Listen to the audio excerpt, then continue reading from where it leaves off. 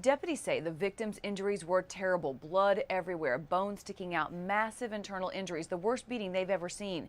And they say had Deputy Mick Bonin not used his urban tracking skills to find this victim when he did, he would have surely died. Necessarily just always finding a footprint like people think. Deputy Mick Bonin says it's also about understanding human nature and how the terrain can funnel people in different directions.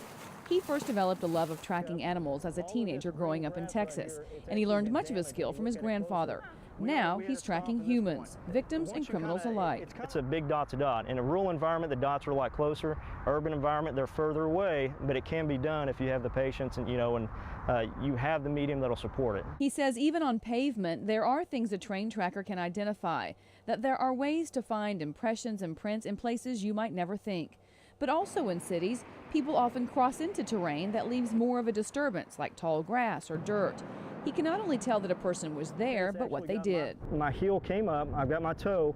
This is my knee imprint right here, so this is letting me know I took a knee. He says even if a person puts down the butt of a gun or a backpack, he can get information from that helps him track.